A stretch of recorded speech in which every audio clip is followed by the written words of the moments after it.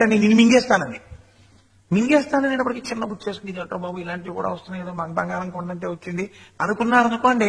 హనుమ యోగి పొంగవుడని మీరు ఎలా అంటారు? ఆయన ప్రహృష్టవదన శ్రీమాన్ ఇదం వచనమబ్రవీత్, నిన్ను మింగేస్తానన్నప్పుడు కూడా అదే సంతోషం, అంతే ఆనందంతో మాట్లాడుతున్నారు. చిత్తం ఏమిటో తెలుసా అండి, ఇవేమి పైకి చెప్పరు ఆయన మహర్షి. చాలా సంతోషంగా మొహం పెట్టి మాట్లాడాడు. ఇప్పుడు మీరు దాన్ని ఆలోచించారు, అది మింగేస్తానంటే సంతోషంగా ఉండదు ఏమిట్రే? అంటే యోగిగా హనుమని చూపించుతున్నారు. మీరు గుర్తుపట్టాలి పాత్రలను, పాత్రల వైభవాన్ని రామాయణ కథనమునందు పట్టుకుంటూ ఉండాలి, ఆ నాదాన్ని గ్రహిస్తూ ఉండాలి. లేకుండా మీరు రామాయణాన్ని చదవడం తప్పని నేను ఎప్పుడూ అనను, కేవలం చదవడం కూడా గొప్ప విషయమే. అయినా కోనయాతి పరాంగతిం, ఆ నాదం మీకు అందింది అనుకోండి, ఎందుకు పరగతి చేరరు? ఇది ప్రశ్న. నేనంట హనుమకి వచ్చినట్టు అగ్ని పరీక్ష రాముడికి కూడా ఎప్పుడైనా వచ్చిందా అలా ధర్మం విషయంలో? అలా నిలబడ్డాడా రాముడు అంటే, రాముడు 2 సార్లు ఆయనకి ఇటువంటి అగ్ని పరీక్షలు వచ్చాయి. ఈ 2 ఎప్పుడు వచ్చాయి అంటే, ఒకటి మీరు బాగా గుర్తుపెట్టుకోండి, తన మనస్సుకి తెలిసి ఒక పరీక్ష జరిగిందనుకోండి, అది ప్రిపేర్డ్నెస్ అంటాం ఇంగ్లీష్ లో. అంటే తాను మానసికముగా సిద్ధము కాగలడు. ఇవాళ నేనేదో ఫలానా విషయం గురించి వెళ్తున్నాను ఒకరి దగ్గరికి, నేను వారితో ఎలా మాట్లాడచ్చు అన్న దాని మీద నా మనసులో ఒక నిశ్చిత అభిప్రాయం ఉంటుంది. నేను అనుకోలేదు, అనుకోకుండా హఠాత్తుగా ఆ వ్యక్తి కనపడి నేను మాట్లాడవలసి వచ్చింది. ఇప్పుడు నాలో ఉన్న నిజమైన కోటేశ్వరరావు అప్పుడు తెలుస్తాడు, బయటపడతాడు. అప్పటి వరకు నటనా కోటేశ్వరరావే మీకు తెలుస్తాడు. ఎందుకంటే నేను ఇక్కడికి వెళ్ళి మాట్లాడతానో తెలుసు కాబట్టి అలాగే మాట్లాడతాను. అనుకోని సంఘటన వచ్చింది, అప్పుడు కోటేశ్వరరావు ఎలా ప్రవర్తిస్తాడు? ఇప్పుడు నిజం కోటేశ్వరరావు బయటకు వస్తాడు. ఇలా మహర్షి రాముడికి వశిష్ఠుడితో విద్యాభ్యాసం చేయించారు, విశ్వామిత్రుడితో గొప్ప విద్యాబోధ చేయించారు. రాముడు చాలా గొప్పవాడు నిరూపించారు, రాముడు చాలా ధర్మాత్ముడు నిరూపించాల్సి వచ్చింది. ఎంత అందమైన రచన చేస్తారో చూడండి మహర్షి. మీరిప్పుడు రామాయణాన్ని ఈ కోణంలో పరిశీలన చేయండి. దశరథుడు పిలిచి అసలు రాముడు అడగలేదు. ఒక రోజు పిలిచి, నాకు దుర్నిమిత్తాలు కనపడుతున్నాయి, నేను ఇంకెక్కువ కాలం బ్రతకను, నీకు యవ్వరాజ్య పట్టాభిషేకం చేసేద్దాం అనుకుంటున్నాను అని సభ తీర్చి, మా అబ్బాయికి యవ్వరాజ్య పట్టాభిషేకం ఇవ్వనా అని అడిగాడు.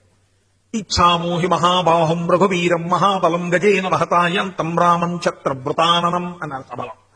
ఇంకా ఇస్తానంటే ఎప్పుడెప్పుడు ఏనుగు మీద కూర్చుని తెల్లటి గొడుగు కింద రాముడు ఊరేగుతాడా యువరాజు గాని మేము చూస్తుంటే ఇచ్చే రాజ్యం అన్నాడు. ఇప్పుడు తెలివితేటలుగా దశరథ మహారాజు అన్నాడు, ఎరా మిమ్మల్ని 60,000 సంవత్సరాలు పాలించాను, మీకేం కష్టం వచ్చిందని రాముడిని యువరాజు చేయమని అడుగుతున్నారు అన్నాడు. ఇప్పుడు జవాబు చెప్పాలి కదండి, ఎందుకు అడిగారు? రాజుగారి ప్రీతి కోసమని ఇచ్చేయండి రాముడికి ఇచ్చేయమంటే దశరథుడు సంతోషించో ఫైల్ మీద సంతకం పెడతారని అన్నారా? లేకపోతే మీకేమైనా గుణాలు కనబడ్డాయా రాముడి యందు? ఏది చెప్పండి అన్నారు. అంటే ప్రజలందరూ చెప్పిన మాట ఏమిటో తెలుసా అండి, మనం విస్తుపోవలసిన మాటలు రాస్తారు మహర్షి. రాముడికి ధర్మమును లక్ష్మిని కలిపి కూర్చోబెట్టడం రాముడికి తెలుసు అన్నారు ప్రజలు. ఇది చాలా గొప్ప మాట, వాళ్ళు మాట్లాడిన అన్ని మాటలలో గొప్ప మాట అది. శ్రియం ధర్మం ఈ రెండిటిని కలిపి ఉంచగలడు రాముడు అంటే ఏమిటి ప్రజల ఉద్దేశ్యం? కుర్రాడు రాముడు నూతన యవ్వనంలో ఉన్నాడు, ఆయనకి ధర్మాన్ని లక్ష్మిని కలిపి ఉంచడం తెలుసు. అంటే అధర్మబద్ధమైన లక్ష్మిని రాముడు తాడు, రాముడు ధర్మాన్ని పట్టుకుంటాడు, లక్ష్మి వచ్చి నిలబడుతుంది. రాముడు అధర్మం చేయడు కాబట్టి లక్ష్మి వెళ్లే అవకాశం ఉండదు. అంటే నీ పరిపాలనలో ఎక్కడో ఎప్పుడో నువ్వు అంత అవసరమైతే కొంచెం తప్పటడుగు వెయ్యగలవు దశరథ అనే కదా దాని అర్థం. ఏమండి నేను అలా అర్థం చెప్తే మీరు ఎందుకు కాదనాలి? కోటేశ్వరరావు గారు వాళ్ళ అబ్బాయిలో ఉన్న గొప్పతనం ఏమిటి అన్నారు అనుకోండి, కోటేశ్వరరావు గారు అబ్బాయి పరమధర్మాత్ముడు, ధర్మమును లక్ష్మిని కోటేశ్వరరావు అబ్బాయి నిలబెట్టగలడు అన్నారు అనుకోండి. ఆయన ఏమంటున్నాడు, నా వల్ల వచ్చిన లోటు ఏమిటి, రాముడి యందు ఉన్న గుణం ఏమిటంటున్నాడు. రాముడి యందు ఈ గుణం ఉందంటున్నారు అంటే నీ యందు ఈ గుణం లేదనే కదా అర్థం. ఎక్కడ లేదు, ఎలా చెప్పారండి ప్రజలు ఈ మాట? ఎక్కడ లేదు దశరథుని యందు ఈ గుణం. పరమధర్మాత్ముడు కాబట్టే కదా పాయసాన్ని కూడా అలా పంచాడు, విష్ణుమూర్తి అంతటి వాడు కొడుగ్గా పుట్టాడు. మరి ప్రజలు ఎలా చెప్పారు ఈ తీర్పు ఇదా ఎందుకన్నారు రాముడి విషయంలో? అలా అంటే దశరథుడు వెంటనే ఎలా అంటే, మరి నేను అలా నిలబెట్టలేనా ధర్మాన్ని లక్ష్మిని అని అడగాలి కదా. అడగలేదు. ఎందుకు అడగలేదు? ఆయనకి తెలిసేదో ఉంది తేడా. ఎక్కడుంది ఈ తేడా? మీరు పసిగట్టాలి ఇదే. ఎలా తండ్రి కన్నా రాముడు గొప్పవాడు? వాల్మీకి రామాయణ వైచిత్ర్యండే పైకి కనపడినంత తేలిక కాదు. కోనయాతి పరాంగతి. నాదం విన్నవాడు పరగతికి ఎందుకు వెళ్ళాడు? దశరథుడు జీవితంలో అక్కడక్కడ పొరపాట్లు చేశాడు. ఇప్పుడు నేను దశరథుడి జీవితం గురించి విచారణ చేయడానికి సిద్ధంగా లేను. అందుకని అది నా టాపిక్ కాదు. నేను దాని గురించి మాట్లాడటం లేదు. ఎప్పుడైనా దశరథ మహారాజు గారి జీవితము మన జీవితముతో సమన్వయము అని మాట్లాడవలసి వస్తే దశరథుడు ఎలా పొరపాటు పడుతుంటాడు, మనము ఎలా పొరపాటు పడుతుంటాం. దశరథుడి యవ్వనం ఎలా ఉంటుంది, మన యవ్వనం ఎలా ఉంటుంది. దశరథుడి వృద్ధాప్యం ఎలా ఉంటుంది, మన వృద్ధాప్యం ఎలా ఉంటుంది. మనిషి జీవిత గతులు ఎలా ఉంటాయని మాట్లాడవలసి వస్తే అప్పుడు నేను మాట్లాడాలి దశరథ మహారాజు గారి గురించి. ఇప్పుడు కాదు కదా. అలా మళ్ళీ ఎప్పుడైనా భగవంతుడు అనుగ్రహించిన నాడు అలా మాట్లాడతాను.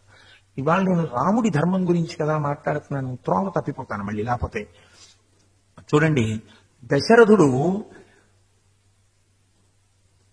కైకమ్మ తల్లి యొక్క తండ్రికి ఒక వరం ఇచ్చాడు. ఏమని? కౌసల్యాదేవిని వివాహం చేసుకున్నాను, పిల్లలు పుట్టలేదు. సుమిత్రని వివాహం చేసుకున్నాను, పిల్లలు పుట్టలేదు. కైకమ్మ యవ్వనంలో ఉంది, అనేక శాస్త్రముల యందు కోవిదురాలు. నాకు పిల్లని ఇమ్మని అడిగాడు. నువ్వు వృద్ధాప్యంలో ఉన్నవాడివి, నీ శాస్త్రముల యందు ప్రవీణ అయిన నా కుమార్తెని నీకు ఎలా ఇచ్చి వివాహం చేస్తాను? సరే, నువ్వు ఒక మాట ఇస్తే నేను నా పిల్లనిస్తానన్నాడు కేకయ్య రాజు.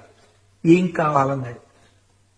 నా కూతురు వలన బిడ్డలు కలిగితే ఆ బిడ్డలకి నువ్వు పట్టాభిషేకం చేస్తావా అన్నాడు.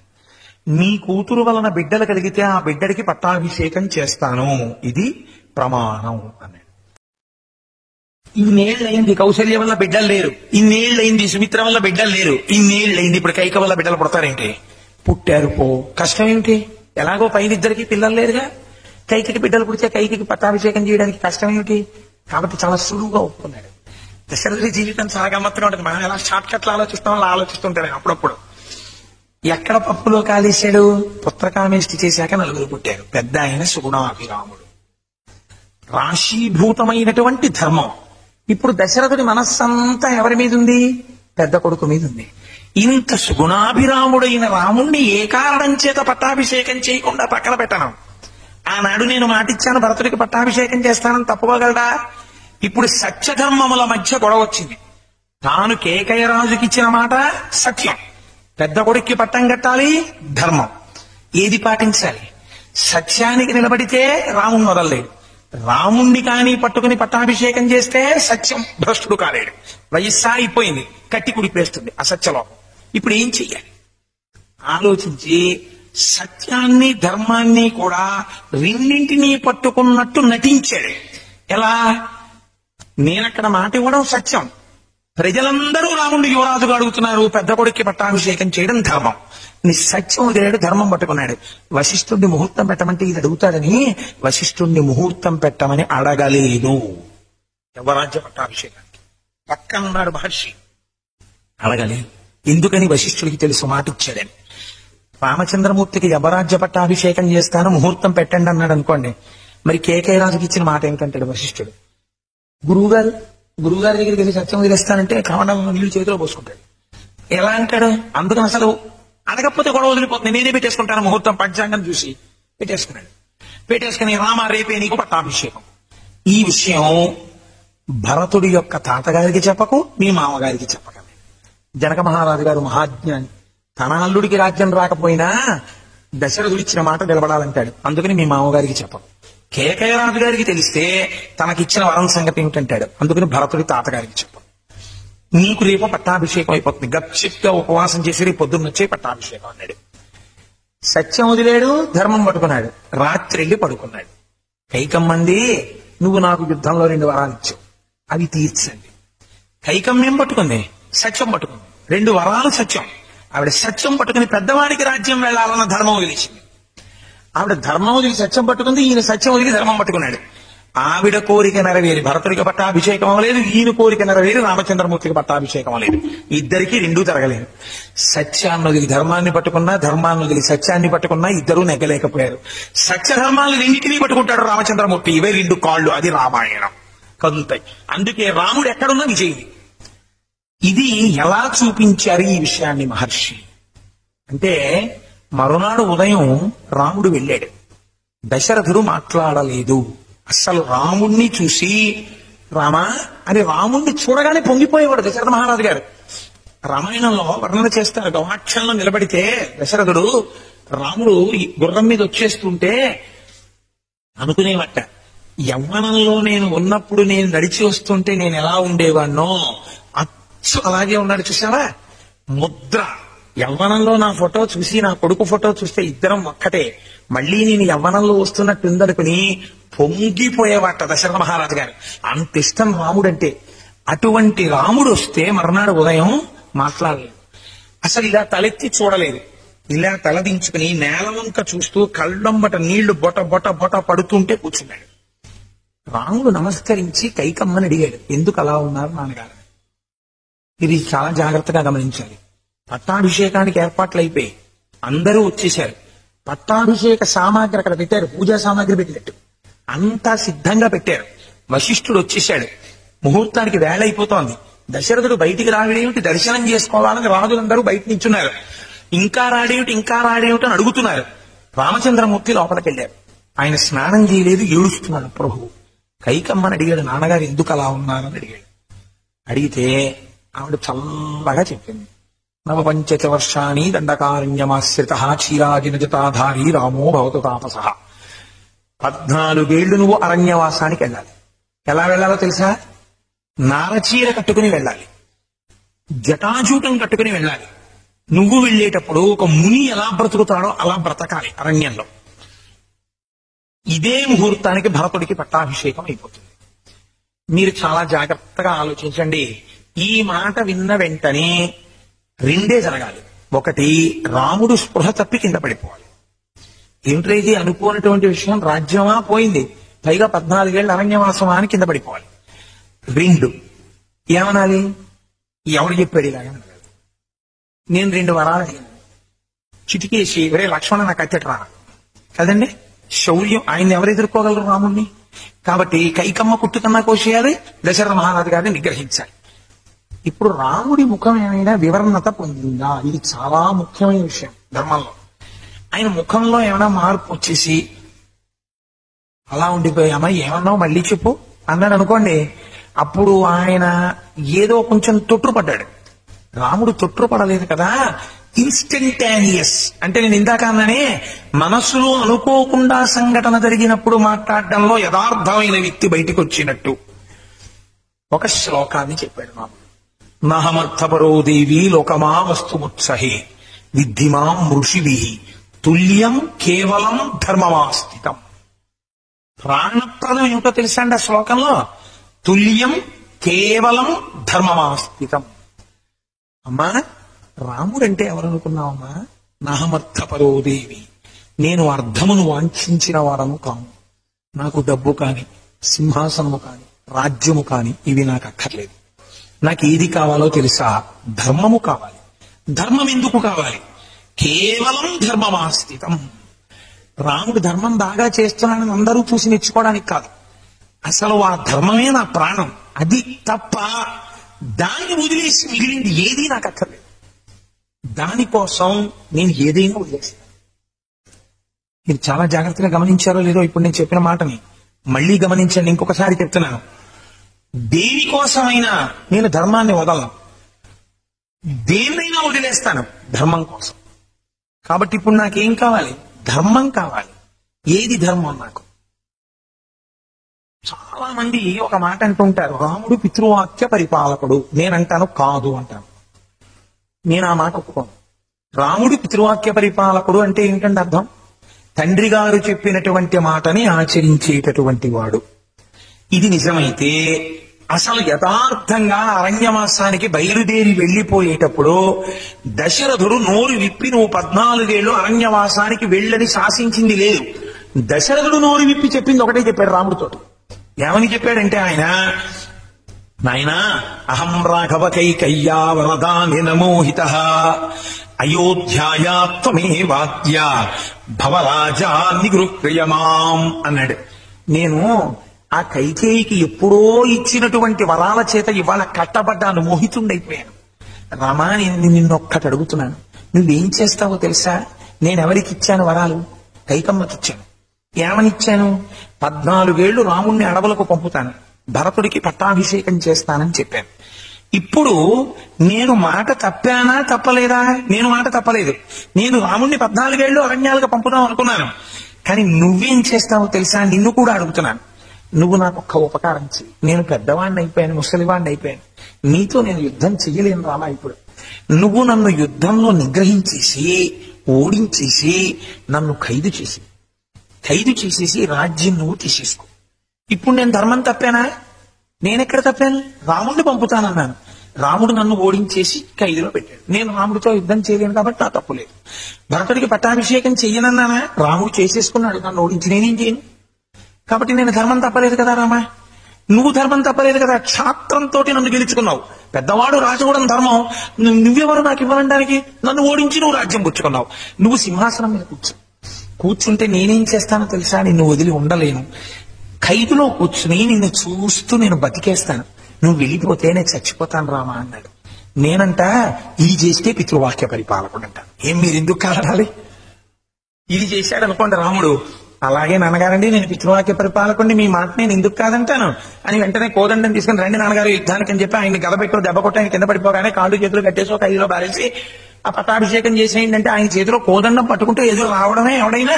ఇంకా రామాయణం మీరు నిన్ను చెప్పడం ఎందుకు, మీరు వినడం ఎందుకు, రామాయణానికి కావ్యం ఎందుకు అంటే రాముడు అన్నాడు, నాన్నగారు నాకు ఇది కాదండి కావలసింది, నాకేం కావాలో తెలుసా? నేను కొడుకుగా పాటించవలసిన ధర్మాన్ని నేను పాటించాలి.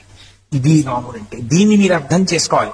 పితృవాక్య పరిపాలన అంటే దాని యందు అంతర్లీనంగా చాలా పెద్ద విషయం ఉంది.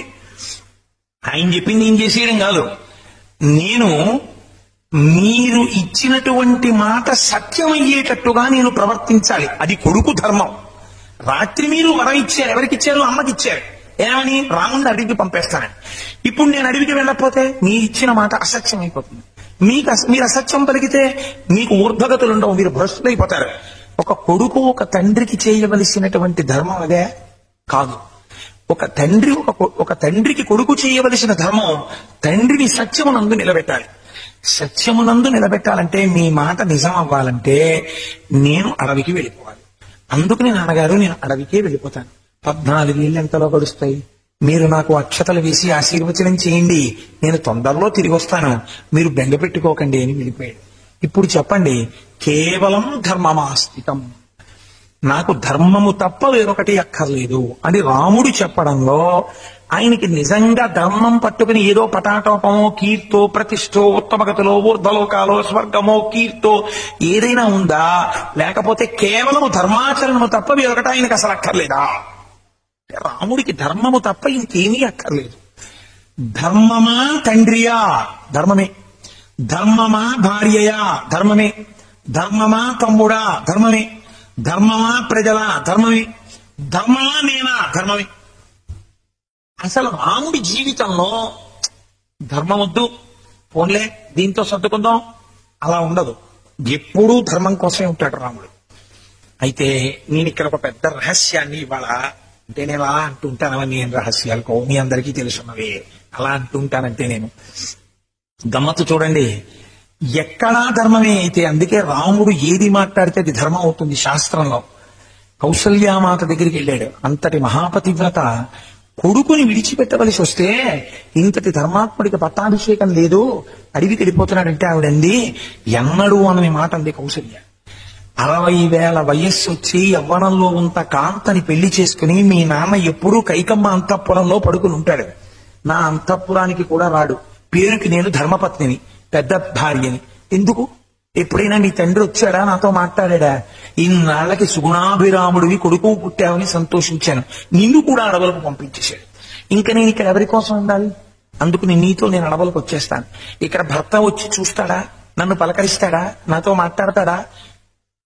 మీరు కాదనడానికి వీల్లేదు. రాముడికి పట్టాభిషేకం చేస్తున్నాను రేపు అన్న రోజున కౌసల్య అంతఃపురంలో లేడు దశరథుడు, కైకమ్మ అంతఃపురంలో ఉన్నాడు. ఆయన రాత్రలా స్పృహాలు తప్పుతూ. కాబట్టి నాకు ఇక్కడ భర్త దగ్గర ఎలాగో ఆదరణ లేదు, నేను నీతో వచ్చేస్తాను రామా అంది. ఇప్పుడు ఎవరికి సంకటం చెప్పండి? సరే అమ్మా నిజమే అయితే వచ్చేసేయి అన్నాడు అనుకోండి. అమ్మ మీద ప్రీతితో అది ధర్మమేనా? అలా తీసుకెళ్ళచ్చా? రాముడు అది ధర్మం అనుకోండి, కౌసల్యం తీసుకెళ్ళిపోతాడు. అది ధర్మం కాదనుకోండి, రాముడు తీసుకెళ్ళడం. మీకు అందుకే నేను ఆ మాట అన్నది.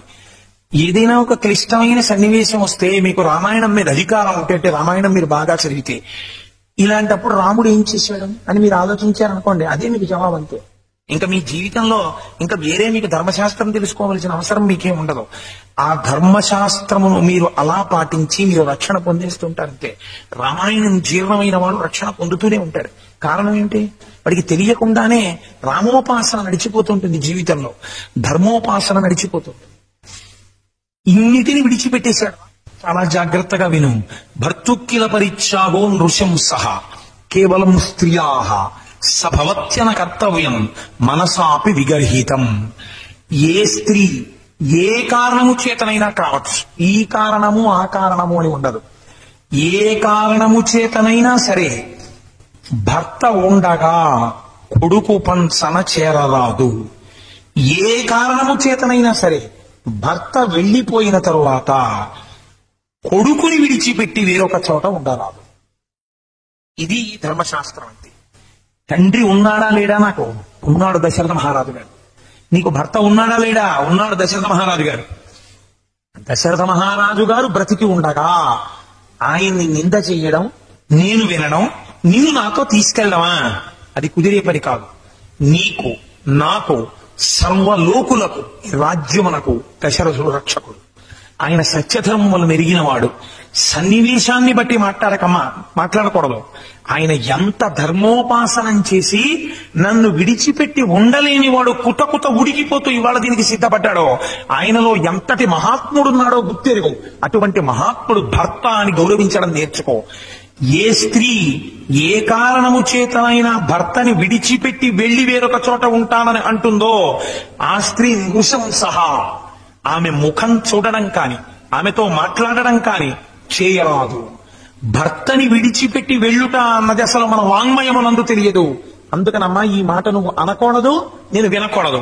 వేరొక్క మాట వేరొక మారి మాట అనకూడదు.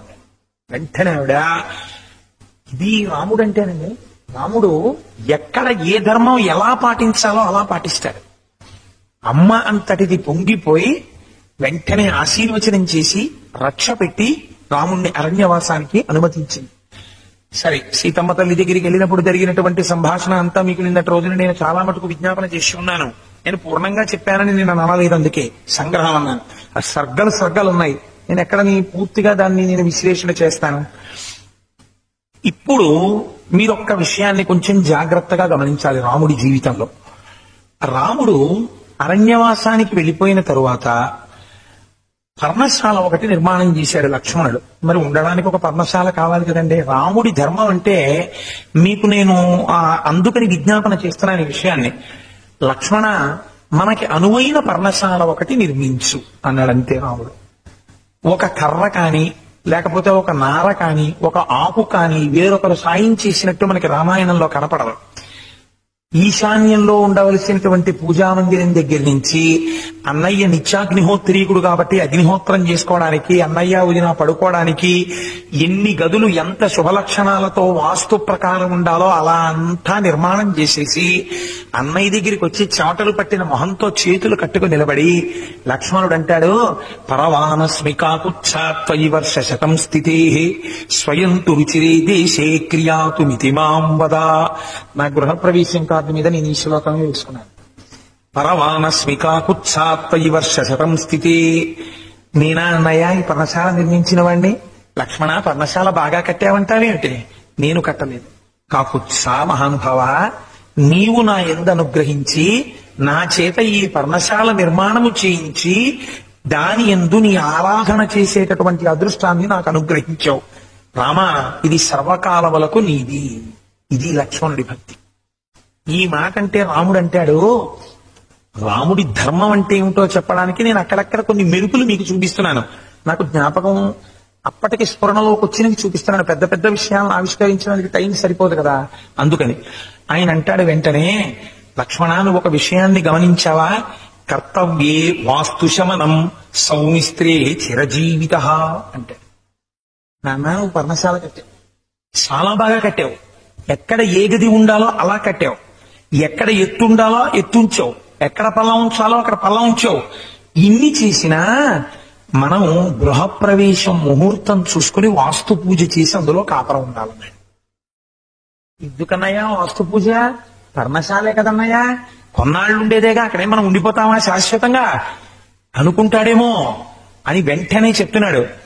సౌమిత్రే చిరజీవిత, ఒక ఇంటి యందు దీర్ఘకాలము పాటు అనారోగ్యం లేకుండా, అపమృత్యు భయం లేకుండా, సుఖశాంతులతో ఉండాలనుకున్నవాడు వాస్తు పూజ చేయకుండా, గృహప్రవేశము చేయకుండా ఆ ఇంటి యందు వసించరాదు. ఇది ధర్మం అంతే. ఏ పౌరోహిత్యుడొచ్చి ఏ పురోహితుడొచ్చి చేయించాడండి గృహప్రవేశం? సమస్త వేదములు రాముడికి కరతలామలకం. ఆయనే వాస్తు పూజ చేశాడంతే. అందుకే రామాయణం చదువుకున్నవాడు వాస్తు హోమం లేకుండా గృహప్రవేశం చేశాడు అనుకోండి, వాడు రావణాసురుడు అనమాట. వాడికి తెలుసు కానీ ఆచరణ లేదు. నువ్వు రామాయణం చదివింది నిజమైతే నువ్వు కూడా వాస్తు హోమం చేసి, నువ్వు కూడా వాస్తు పూజ చేసి గృహప్రవేశం చెయ్యాలి. రాముడంతటి వాడిది చేశాడు. ఇది చేశాడు కాబట్టే సీతమ్మతో కలిసి బయటపడి అయోధ్య చేరాడు, లక్ష్మణుడితో కలిసి. మీరు రామాయణంలో చూడండి, ఎందరో నిహతులైపోయారు అన్నదమ్ముల తంటల్లో. రావణ కుంభకర్ణ విభీషణుల్లో కుంభకర్ణ రావణులు పోయారు, వాలి సుగ్రీవుల్లో వాలిపోయాడు, జటాయువు సంపాతుల్లో ఆ జటాయువు మరణించాడు. అలా ఎందరో అన్నదమ్ముల తంటల్లో అన్నో తమ్ముడో ఎవరో విడిపోయారు. రామలక్ష్మణ భరత శత్రుఘ్నులు మాత్రం ఎన్ని కష్టాలు వచ్చినా నలుగురు హాయిగా చిట్ట చివరి వరకు ఉన్నారు. ఏ కారణం చేత ఉండగలిగారు? ప్రతి చిన్న విషయంలోనూ ధర్మాన్ని పాటించారు కాబట్టి ఉండగలిగారు. పురుషుడికి ధర్మములలోకెల్లా గొప్ప ధర్మం ఏది అంటే, నిన్నటి రోజున నేను ఒక విషయం విజ్ఞాపన చేసి ఉన్నాను. చాలా హీనమైనటువంటి శీలం ఉన్నటువంటి పురుషుడికి ఉండే మొట్టమొదటి లక్షణం ఏమి అంటే, ఒక స్త్రీ కనపడితే చాలు.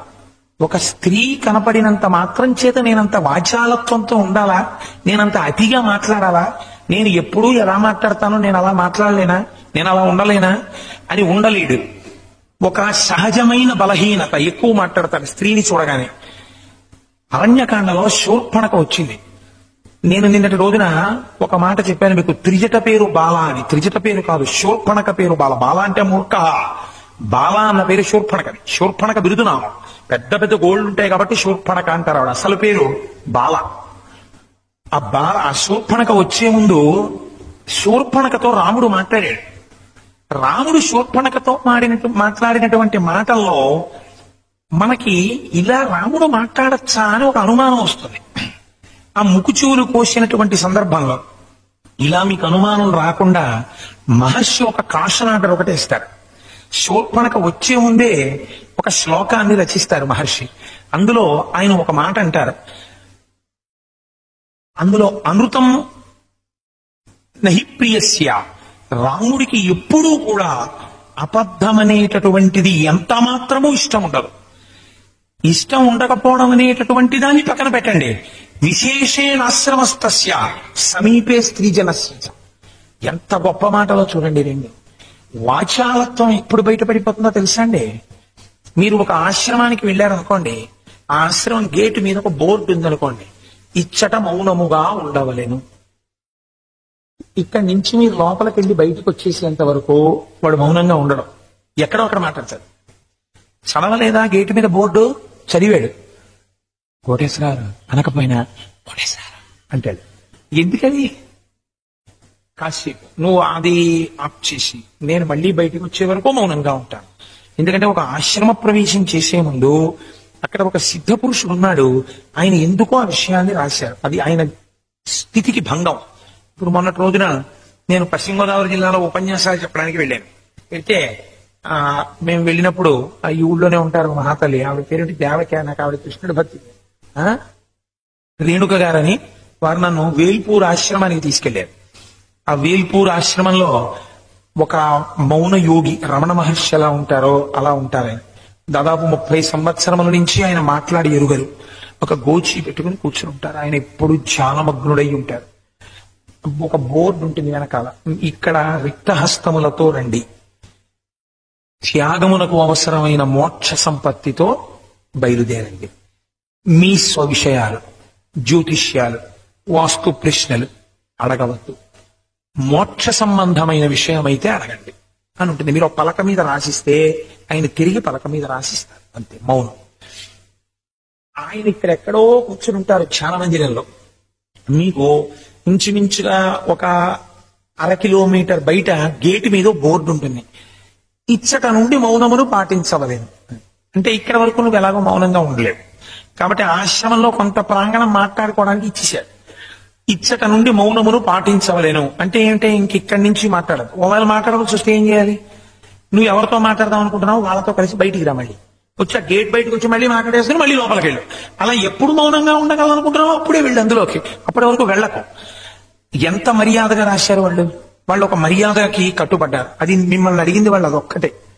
ఇప్పుడు మీరు లోపలికి అడుగేసి, చిత్రం ఏమిటో తెలుసండి, డబ్బులు అక్కడే వస్తాయి, తుమ్ములు అక్కడే వస్తాయి. వెళ్ళడానికి 1 గంటన్నర 10 నిమిషాలు అలా కూర్చోరు. అసలు ఆ మౌనంలో అందాన్ని చూడరు. వెళ్ళిపోదామా సంజ్ఞ, లేకపోతే ఏంటి అక్కడే ఏదో అది పెదవులు కదపడం, లేకపోతే ఏదో చప్పుడు, మొత్తం మీద ఏదో చప్పుడు చేస్తారు తప్ప, లేకపోతే ఇందాక నేను చెప్పానే కొట్టేసారు అని అంటే అది మాట కాదనమాట. ఇలా అంటే మౌనముగా ఉండవలేను అంటే వాడు ఉండలేడు. ఎంత చేతకాని వాడికి కూడా మాటలు బాగా ఎప్పుడు వస్తాయో తెలుసండి. ఓ ఆశ్రమంలోకి వెళ్ళారనుకోండి, మరి ఏమీ అక్కర్లేని వాళ్ళకి ఇంతంత పెద్ద పెద్ద బిల్డింగ్ ఎందుకండి? వాడికి ఎంత విమర్శో ఆశ్రమంలోకి వెళ్ళేటప్పటికే ఎన్ని మాటలు వచ్చేస్తాయో ప్రతివాడికి. మహర్షి ఎంత గొప్ప మాట రాశారో చూడండి. విశేషే ఆశ్రమస్తస్య, ఒక ఆశ్రమంలోకి వెళ్ళినప్పుడు రాముడు మాట్లాడు. ఎందుకు మాట్లాడడం? ఒక ఆశ్రమము అంటే ఒక మహాపురుషుడు ఉన్నటువంటి ప్రదేశము కనుక దాని గూర్చి నువ్వు మాట్లాడవద్దు. లోపల నువ్వు ఒక నమస్కారం చేసి బయటికి వెళ్ళిపో, ప్రకటముగా మాట్లాడవద్దు. అలాంటి ఆశ్రమాలు ఉన్నాయి. అందుకని విశేషేణ ఆశ్రమస్తస్య. అలాగే సమీపే స్త్రీజనస్యచ, ఎంత గొప్పగా రాశారంటే వడగట్టేశాడు ఆయన. ఆడవాళ్ళు పక్కన ఉన్నప్పుడు కూడా రాముడు ఎక్కువ మాట్లాడాడు. మనందరం ఉండలేనిదప్పుడే నా మీద కూడా పెట్టుకోకపోతే నన్ను రేపు మీరు దెబ్బలాడతారని అలా చెప్తున్నాను. ఎంత వాచాలత్వమో లోకాన్ని చూస్తుంటే అసహ్యం వేస్తుంటుంది. నేను నిడదవోలు షటిల్ చేసే రోజుల్లో పొరపాటో గ్రహపాటో ఒక కంపార్ట్మెంట్ లోకి 2 ఆడపిల్లలు ఎక్కడమే తరవాయి. 2 స్టేషన్లు దాటేటప్పటికి ఆ బోగి నిండిపోయేది, మిగిలిన బోగిలు ఖాళీ.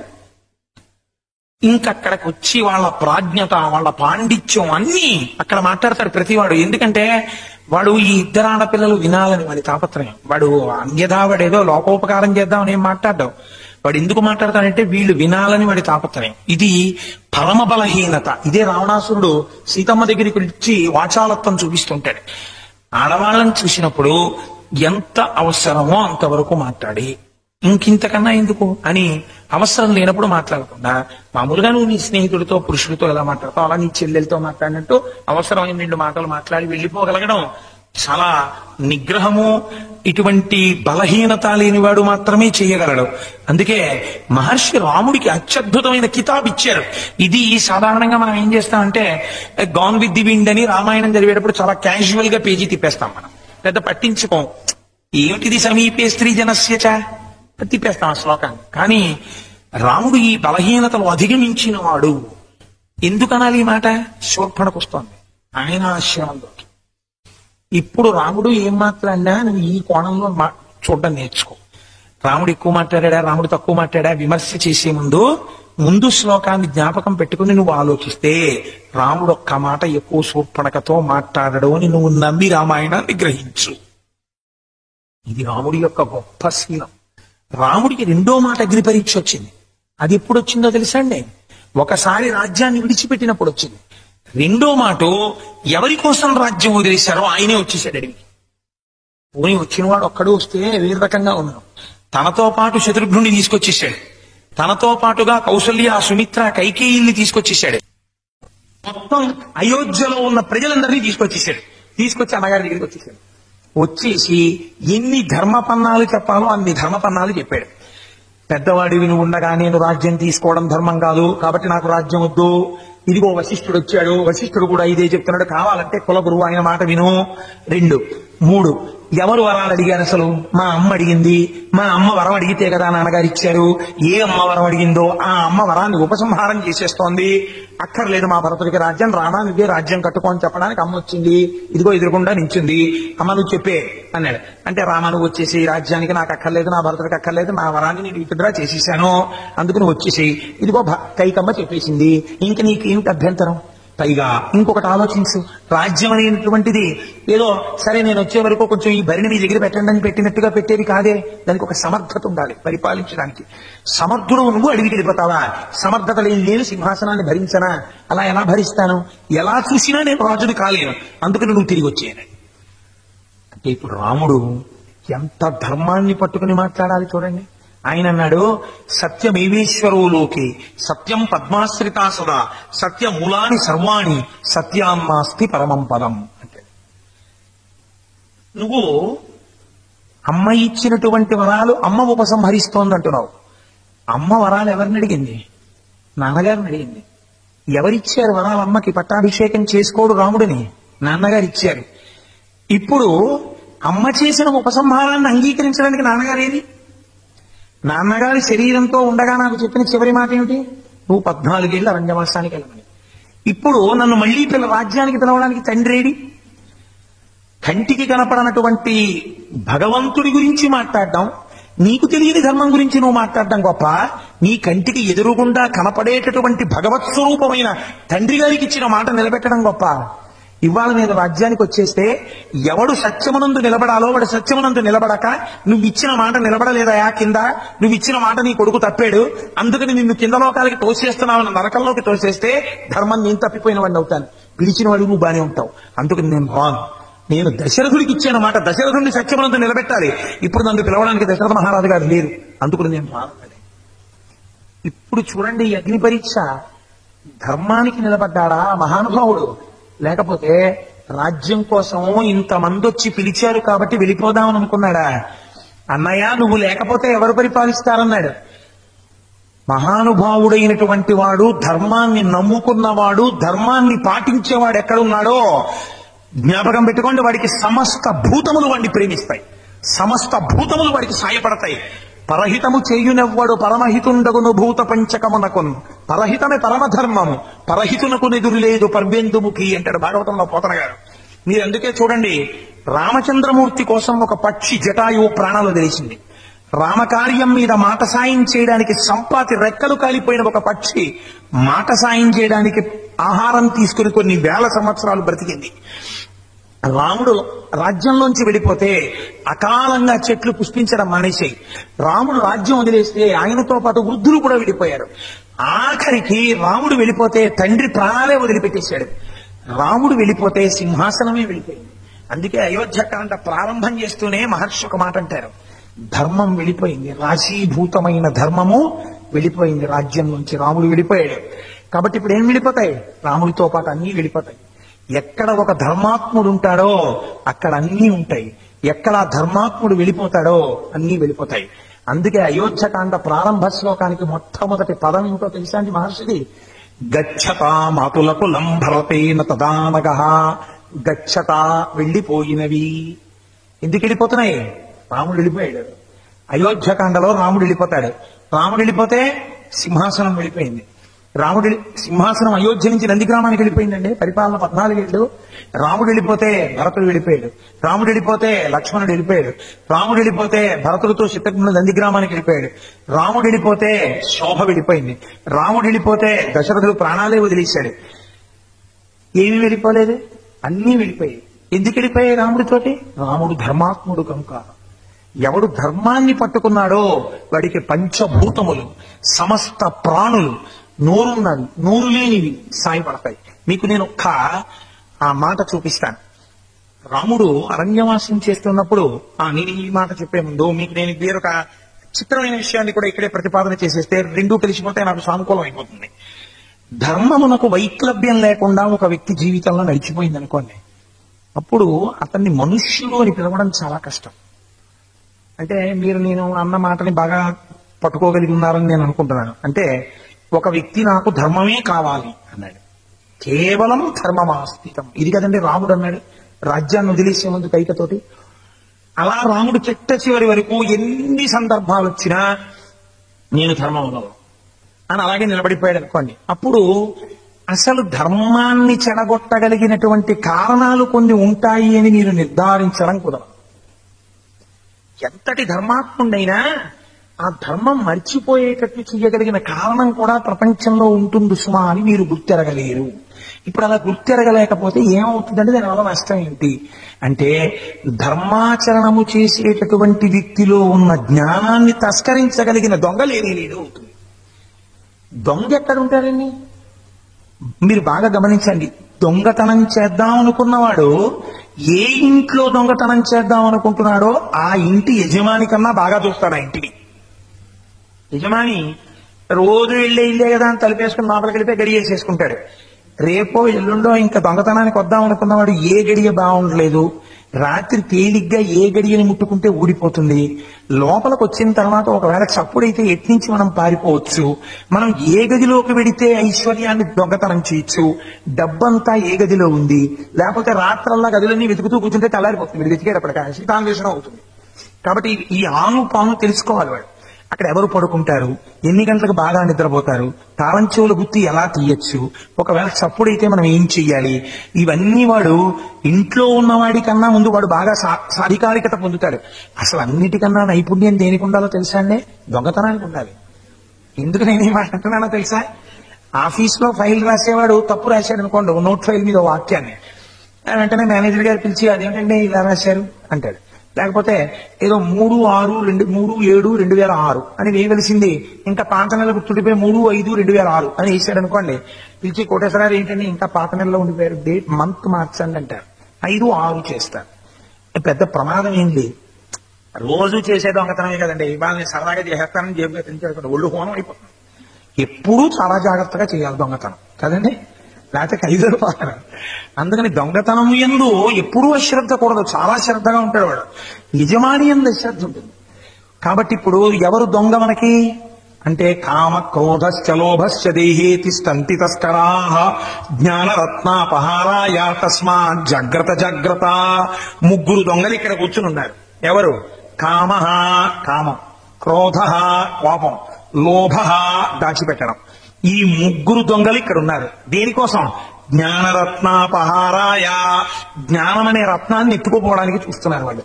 వాళ్ళు ఎప్పుడు ఎత్తుకుపోలేరు? మీరు ధర్మాచరణము చేస్తున్నంతసేపు వాళ్ళు రాలేరు. మీ ధర్మం ఎప్పుడు పోతుంది? మీరు బాగా జాగ్రత్తగా విచారణ చేసుకోండి. రాముడి జోలికి లేడు ముందు.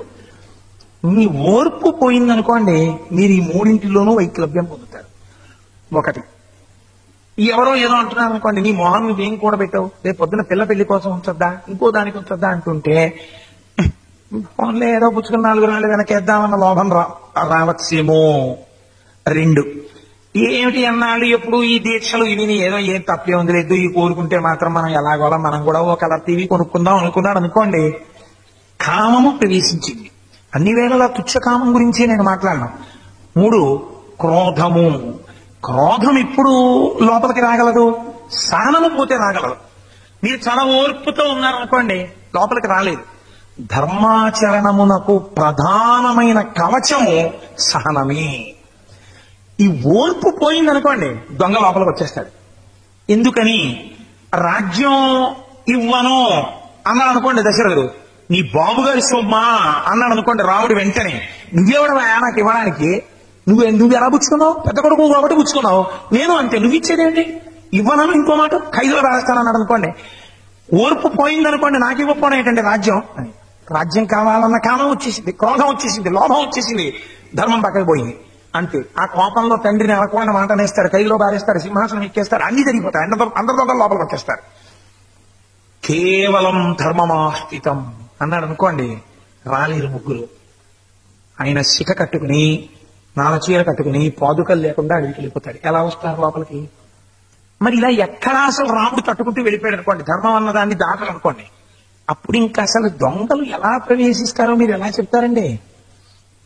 కాబట్టి రామాయణంలో 2-3 సందర్భాలు చూపిస్తారు. నువ్వు ధర్మమునందు వైక్లభ్యం వస్తే మళ్ళీ ఎలా ఊంచుకుని నిలబడాలో చూపిస్తారు రామాయణంలో.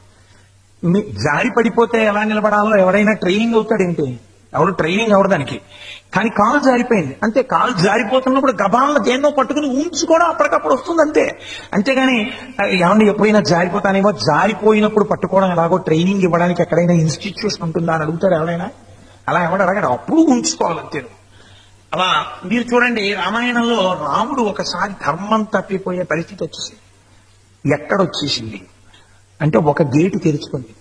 ఎక్కడ తెరుచుకుంది అంటే క్రోధం అన్న గేటు తెరుచుకుంది ఒకసారి. ఇప్పుడు నేను మీకు ఒక సందర్భం చూపిస్తాను. సీతమ్మ తల్లిని అపహరించాడు. సీతాపహరణం రావణాసురుడు చేసిన తర్వాత రాముడు తిరిగి పర్ణశాలకు వచ్చాడు. పర్ణశాలకు వచ్చి ముందు లక్ష్మణుడిని నిగ్రహించాడు. నువ్వు ఎందుకు వచ్చావు, నేను నీకు చెప్పింది ఏమిటి, నువ్వు చేసింది ఏమిటి? ఒకవేళ వదిన నిన్ను అధిక్షేపించి మాట్లాడింది అనుకో, నీ మనసుకి కష్టం కలిగేటట్టు మాట్లాడింది అనుకో, నేను చెప్పిన మాట ముఖ్యమా, వదిన ఎంతని వచ్చేస్తావా? ఆ సందర్భంలో అలాగే ఉంటుంది స్త్రీ హృదయం. హా లక్ష్మణ, హా సీత అని వినపడితే నా పరాక్రమం గురించి తెలిసి ఎందుకు వచ్చావు, ఇప్పుడు చూడు ఎంత ప్రమాదం వచ్చిందో అని లక్ష్మణుడిని నిగ్రహించాడు. అంటే మెట్టెక్కడం మొదలెట్టింది కోపం. ఎవరి మీద కోపం? బహిప్రాణ యువాపరహ, తనకి ప్రాణ సమానుడైన లక్ష్మణుడితో మొదలైపోయింది కోపం. ఈ కోపం ఎక్కడి వరకు వెళ్ళిపోయింది అంటే పిచ్చివాడు పరిగెత్తినట్టు పరిగెత్తాడు. పర్ణశాలంతా చుట్టూ పరిగెత్తాడు, నదుల దగ్గర పరిగెత్తాడు, కొండల దగ్గర పరిగెత్తాడు, తోటల్లో పరిగెత్తాడు, చెట్ల దగ్గర పరిగెత్తాడు. చిట్ట చివరికి వివశుడైపోయాడు సీతమ్మ కనపడక. అంటే సీతమ్మ రాముడి మనస్సు మీద ఎంత గొప్ప ముద్ర వేసేసిందో చూడండి. ఒక తల్లి అష్టలక్ష్మి పూజ కూర్చోబెడితే, అమ్మా నువ్వు విద్యాలక్ష్మి అని ఎన్ని మాటలు చెప్పినా వాళ్ళ ఆయన 2 రోజులు ఊరెళ్ళడం కారణం చేత ఎన్ని మాటలు నువ్వు ఏ లక్ష్మిని పూజించాలన్నా సరస్వతనో ధనలక్ష్మనో అంటోంది అనుకోండి, ఇన్నాళ్ళు లేని ఇవాళ అలా మాట్లాడుతోందంటే ఆవిడ మనస్మర్తతో వెళ్ళిపోయింది. అందుకే గుర్తుండట్లేదు ఏ లక్ష్మిని పూజ చేయాలో. అలా ఇక్కడ రాముడి మనస్సు ఎప్పుడు కుదురు తప్పిపోయింది? సీతాపహరణం జరిగిపోతే. సీతాపహరణం జరిగింది అంతే, స్వస్థత పోయింది ఆయనకి. ఇంత పరిగెత్తాడు, చిట్ట చివరికి ఎదురుగుండా ఓ పెద్ద పర్వతం కనపడింది. దాన్ని అడిగాడు, పర్వతమా నువ్వు ఇంత ధీరత్వంతో నిలబడతావు, నీకు కదలిక లేదు, నువ్వు ప్రతి కష్టాన్ని తట్టుకుని నిలబడతావు, నీకు ధైర్యం ఉన్నదానివి. అందుకే ఆయన ఎంతటి ధైర్యవంతుడో తెలుసా అండి? మేరునగ పర్వతం అండి అంటాం, ఆ మేరు పర్వతంతో పోలుస్తాం. మేరునగ ధీరుడండి అంటాం. నీకు ధైర్యం ఉంది, నీకు పిరికితనం లేదు, ధైర్యానికి నీతో పోలుస్తారు. నిన్ను అడుగుతున్నాను, సీతను ఎవరు అపహరించారు చెప్పన్నాడు. రాముడు ఎంత గట్టిగా అరిస్తే, ఎవరు సీతను అపహరించారో అని అరిస్తే, ఎవరు సీతను అపహరించారు, ఎవరు సీతను అపహరించారు, ఎవరు సీతను అపహరించారు అని ప్రతిధ్వని వచ్చింది. 4 మాటలు అరిచాడు, కోపం వచ్చింది. నేనన్న మాట నాకు చెప్తున్నావా, విక్కిరిస్తున్నావా అంటే లోకంలో ఓర్పు ఉన్నవాడు చేత కానివాడుగా కనబడతాడు ప్రపంచానికి. ఒక్కొక్కసారి లోకం నా ఓర్పుని తప్పుగా అర్థం చేసుకుంది, నన్ను చేత కానివాడు అనుకుంటోంది. లక్ష్మణ, ఇప్పుడు చేస్తున్నాను ప్రతిజ్ఞ, ఏం చేస్తున్నానో జాగ్రత్తగా విను. యథా జరా, యథా మృత్యు, యథా కాలో, యథా విధి. అంత కోపంలో కూడా ఎలా చెప్తాడో చూడండి. ఏ విధముగా వృద్ధాప్యమును మనిషి అతిక్రమించలేడో, వృద్ధాప్యం మీద పడిపోకుండా ఎవడైనా ఆపుకోగలడండి? యథా మృత్యు, ఎక్కడికెక్కడికి వెళ్లి దాక్కున్న మృత్యువుని ఎలా తప్పించుకోలేడో, యథాకాలో, వెళ్లిపోతున్న కాలాన్ని ఎవ్వడు ఎలా ఆపలేడో, యథా విధి, భగవంతుడి ఆజ్ఞని ఎవ్వడు ఎలా తప్పలేడో, అలా ఇవ్వాల నా బాణ పరంపర నుండి లోకము తట్టుకోదు. నా యొక్క నారాస బాణముల చేత ఈ ఆకాశాన్నంతతో పంజరం కడతాను, సూక్ష్మభూతములు కూడా తిరగవాగిపోతాయి. నేను ఈ పృథివి లేకుండా చేసేస్తాను, పర్వతాలన్నింటినీ చూర్ణం చేసేస్తాను, సముద్రాలన్నింటినీ కలయ తిప్పేస్తాను, నదీ నదములను కలిపేస్తాను. ఏ ప్రాణి బ్రతికి ఉండడానికి వీల్లేదు. లోకమునందు రాక్షసుడు, పిశాచము ఇలాంటి మాటలు వినపడవిక. జాతులు లేవు, వర్ణములు లేవు, ప్రాణులు లేవు. ఉత్తర క్షణమునందు నేను రుద్రుడనై, నేను లోక సంహారకుడనై, ఇంకొక 10 నిమిషాల తర్వాత అసలు ఏమీ లేనటువంటి ఒక చీకటి స్వరూపంగా ఈ లోకాన్ని మార్చేస్తున్నాను. ఎక్కడ సీతమ్మ ఉన్నా దేవతలు తెచ్చి సీతమ్మని యథాతథంగా నా ముందు నిలబెట్టారా సరే, లేకపోతే ఇవాళ నేను లోకాలన్నింటినీ లయం చేసేస్తున్నాను. ఇది నా ప్రతిజ్ఞ, ఎవరెదురు నిలబడతారో నేను చూస్తాను అని నారాచబాణం తీసి ఇంటినారిని సాధించాడు. సాధిస్తే ఇప్పుడు చెప్పండి, రాముని యందు క్రోధము ప్రవేశించి ధర్మము తప్పిపోతున్నాడా లేదా? తప్పిపోతున్నాడు. వచ్చేసింది ప్రమాదం, గేటు తెరిచేసుకుంది. క్రోధం ఆవహించేసింది సీతమ్మ కనపడలేదని. సీతమ్మ కోసం లోకాన్నంతటి నాశనం చేసేస్తానన్నాడు. ఇప్పుడు లక్ష్మణుడు, అందుకని రాముడు లక్ష్మణుడు పక్కన ఉంటారు. రాముడు ధర్మమైతే లక్ష్మణుడు శ్రద్ధ. శ్రద్ధ అంటే ఆస్తిక్య బుద్ధి. తను చదివినది తాను నమ్ముట, తాను విన్నది తాను నమ్ముట. ఆ నమ్మకం నీకు లేనప్పుడు నువ్వు చెప్పడం చదవడం అవసరం. ఇప్పుడు లక్ష్మణుడు అన్నగారి కాళ్ల మీద పడే అన్నాడు, అన్నయ్య ఏం ఆశ్చర్యం అన్నయ్య, నీకు ఇంత క్రోధమా మహానుభావ? పురా భూత్వా మృదుగ్ధాంత సర్వభూతహితే రతః న క్రోధవశమాపన్న ప్రకృతి హాతుమర్హసి. అరణ్యకాండ. అంటాడు లక్ష్మణుడు, అన్నయ్య అసలు ఏ ప్రాణిని చూసినా పరమ ప్రేమతో నాలో ఉన్న ఆత్మ ఏదో అందులో కూడా ఆత్మ ఉన్నది అని సర్వభూతహితే రతః, అన్ని భూతములను ప్రేమించడమే నేను ఇన్నాళ్ళు నీ దగ్గర చూశాను. ఇవాళ నువ్వేం చేస్తున్నావో తెలుసా అన్నయ్య? నక్రోధవశమాపన్న ప్రకృతి హాతుమర్హసి. నీ యందు కని విని ఎరుగని క్రోధము ఆవహించేసింది. దీని చేత నువ్వు ఈ సమస్త బ్రహ్మాండములను నశింపచేయడానికి సిద్ధపడిపోతున్నావు. నేనొక్క మాట అడుగుతాను, చెప్పు. ఏకస్త్వనాపరాధేన హంతుం లోకనహార్హసి. లోకమునందు ఒక్కడు తప్పు చేశాడు, సీతాపహరణం చేసి. వాణ్ణి శిక్షించడం మానేసి దానికి లోకాన్నంతటి శిక్షించేస్తావా? లోకంలో ధర్మాత్ములు, లోకమునందు దైవ సంపత్తి కలిగినటువంటి పురుషులు, లోకమునందు ఋషులు, లోకమునందు మునులు, లోకమునందు ఈశ్వరాంశ సంభూతులు లేరా అన్నయ్య? 99 పాళ్లు దైవీ సంపత్తి నశించిపోతోంది, ఒక్క పాళ్లు రాక్షస సంపత్తి నశించిపోతోంది. దీనికోసమానికి విశ్వామిత్రుడు అస్త్రశస్త్రాలు ఇచ్చింది. ఇలా ఉపయోగిస్తావనా? ఇందుకానికి వశిష్ఠుడు విద్యాబోధ చేసింది. విద్యాబోధ చేసిన నాడు వశిష్ఠుడు నీకు ప్రతి మాట చెప్పి ఏం చెప్పాడు? సర్వే వేద విదశూరా సర్వే లోకహితే రతా సర్వే జ్ఞానోపసంపన్నా సర్వే సముదితా గుణై. నీకు ఎంత ఉపాసన బలం ఉన్నా, నీకు ఎంత శక్తి ఉన్నా, నిన్ను నీవు నిగ్రహించుకోగలవని, తప్పు చేసిన వాడి యందు ఓర్మితో ఉండగలవని, లోకాన్ని కాపాడతావని కదా నయా నీకు ఇంత అస్త్రశస్త్రాలు ఇచ్చారు. ఇవాళ నువ్వు ఆ ఓర్పు పోయి నీకు క్రోధం వచ్చేసిందా? చంద్రే లక్ష్మీ ప్రభా సూర్యే గతిర్వాయౌ భువి క్షమ.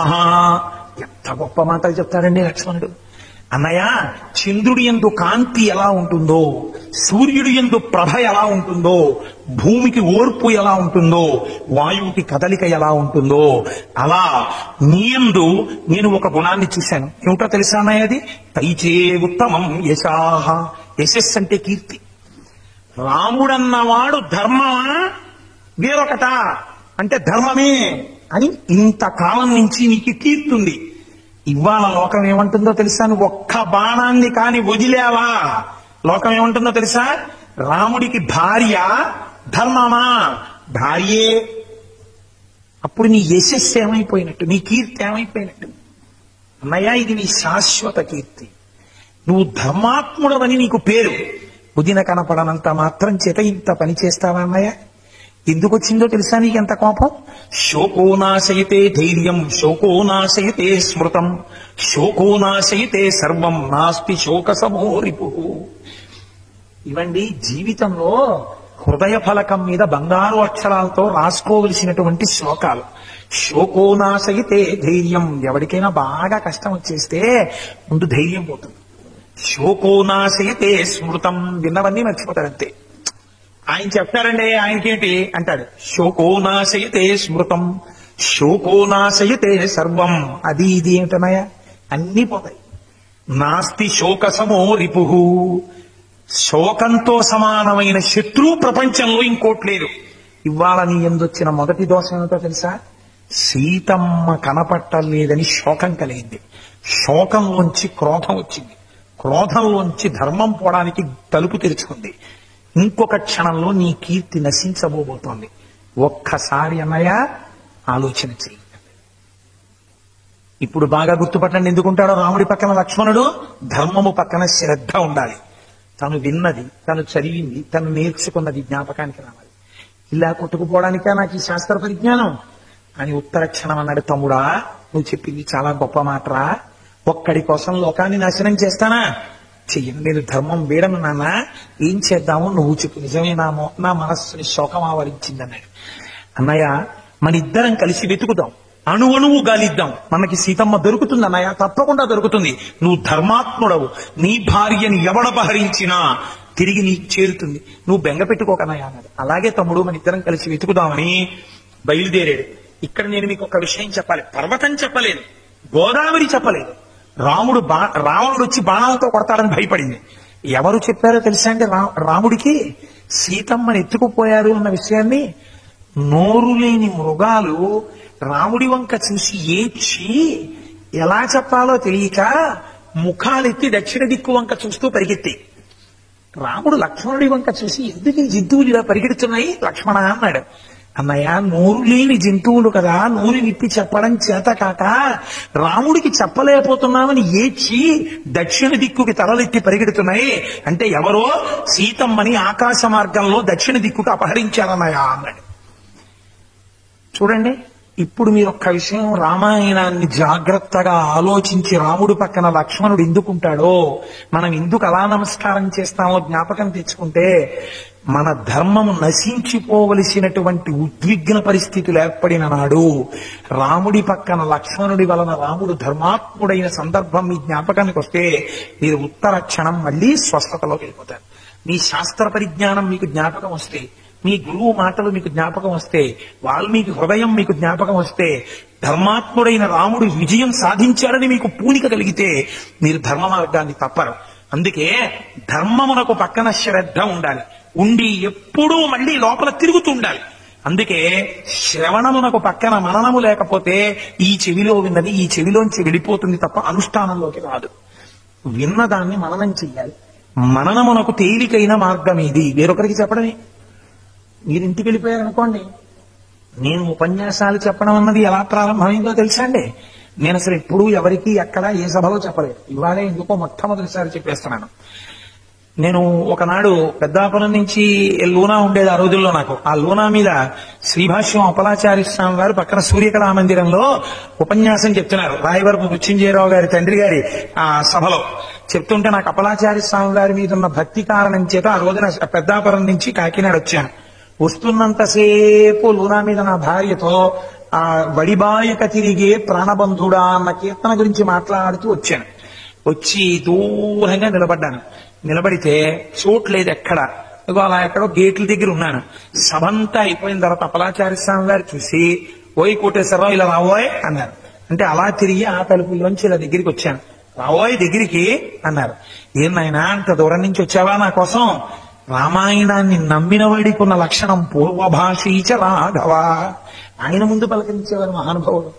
పలకరిస్తే తిరిగి విడిపోతున్నప్పుడు, ఏమయ్యా నీకేమున్నా ఏమీ లేకపోయినా నువ్వు నమ్మిన దాన్ని, నువ్వు తెలుసుకున్న దాన్ని చెప్పగలిగిన ప్రజ్ఞ ఒకటి ఈశ్వరుడు విభూతిగా ఇచ్చాడుగా. నీకు దాని మీద ఏ కోరిక లేకపోయినా, ఇద్దరున్నా ముగ్గురున్నా 100 మంది ఉన్నా 1000 మంది ఉన్నా, నువ్వు నమ్ముకున్న దాన్ని ఇంకొకరికి చెప్తే మననం అవుతుందిగా, మరిచిపోకుండా ఉంటావుగా, దాని ఎందుకు నాళ్ళకి పూనిక కలుగుతుందిగా. అందుకని చెప్పుకోవడం ఎందుకు మొదలెట్టకూడదు? చెప్పుకోవడం మొదలెట్టు, నాకు చెప్పండి మా ఆవిడ. అప్పుడు ప్రారంభమైంది. ఇదిగో ఇప్పటికి ఈ స్థితికి వచ్చింది. ఎందుకు మీకు నేను విజ్ఞాపన చేశానంటే, మననమునకు మేమెక్కడ మాట్లాడమని అనకూడదు.